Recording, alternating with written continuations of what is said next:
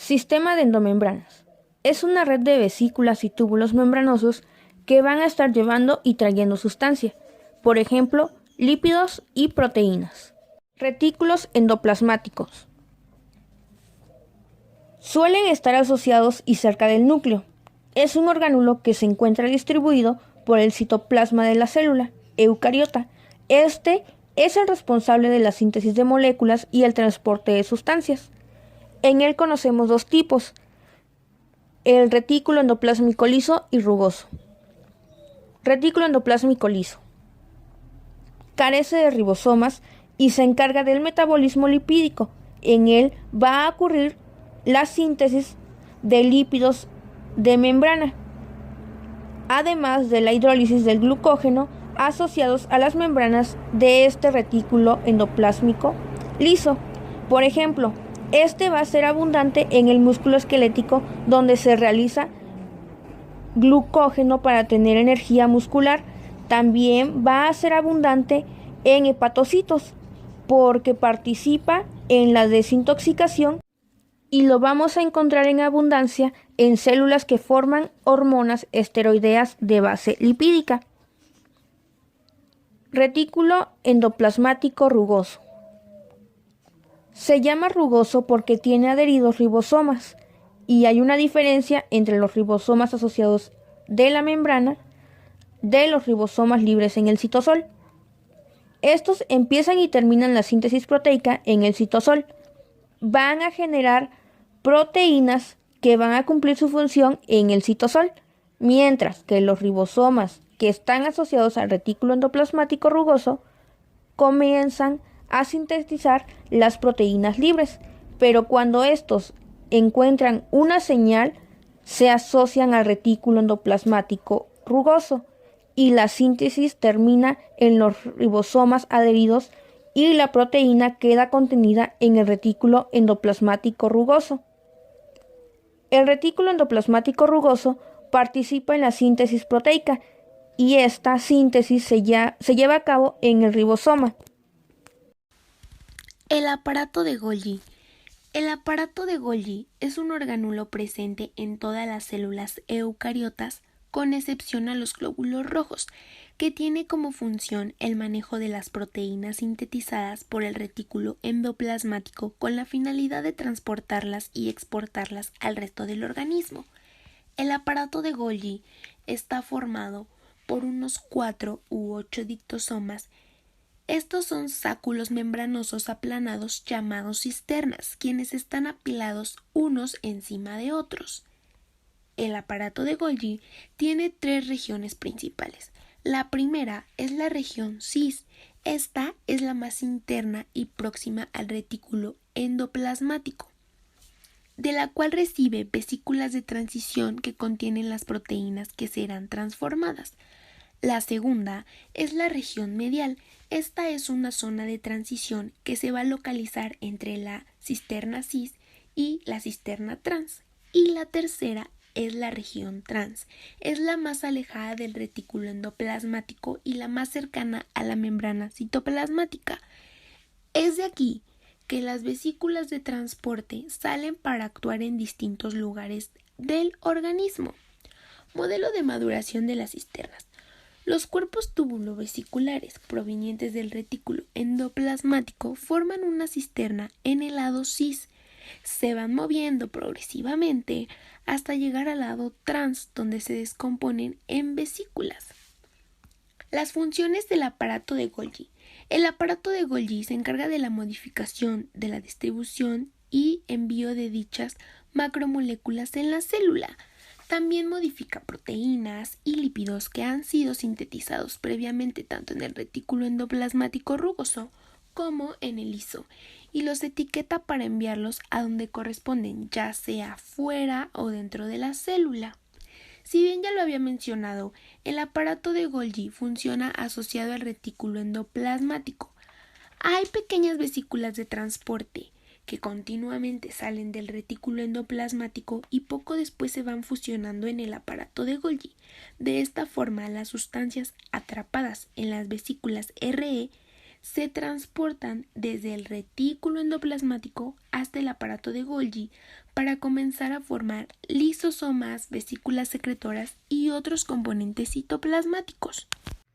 Los lisosomas son organelos vesiculares que constituyen el aparato digestivo intracelular. Este permite que la célula digiera las estructuras celulares dañadas, las partículas de alimento que ha ingerido, las sustancias no deseadas como las bacterias. Los lisosomas tienen un diámetro de 250 a 750 nanómetros. Está rodeado por una membrana bicapa lipídica típica y esta está llena con grandes cantidades de gránulos pequeños, de 5 a 8 nanómetros de diámetro. Estos son agregados de proteínas que contienen hasta 40 tipos diferentes de enzimas digestivas de tipo hidrolasa. Una enzima hidrolítica es capaz de escindir un compuesto orgánico en 2 o más partes al combinar el hidrógeno de una molécula de agua con una parte del compuesto y combinando la porción hidroxilio de la molécula de agua con la otra parte del compuesto. La membrana que rodea al lisosoma impide que las enzimas hidrolíticas encerradas en ellos entren en contacto con otras sustancias de la célula. Esto previene sus acciones digestivas. Las vacuolas son organelos unidos a la membrana. Estas también tienen un parecido con los lisosomas. Su función es manejar los productos de desecho. Eso quiere decir que mantiene el equilibrio de agua dentro y fuera de la célula. A veces la función de una vacuola es deshacer de las toxinas dañinas, borrando el espacio extracelular de las toxinas dañinas, poniéndolas en una celda de transformación para la conversión química en compuestos más seguros.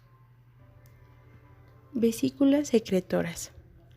Casi todas las sustancias secretoras se forman en el sistema retículo endoplasmático, aparato de Golgi, y después se liberan desde el aparato de Golgi hacia el citoplasma en forma de vesículas de almacenamiento que se conocen como vesículas secretoras o gránulas secretores.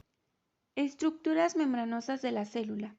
La mayoría de las organelas de la célula están cubiertas por membranas compuestas principalmente por lípidos y proteínas. Estas membranas son membrana celular, membrana nuclear, membrana del retículo endoplasmático liso y rugoso, la membrana del aparato de Golgi, la membrana de los lisosomas, vacuolas y vesículas.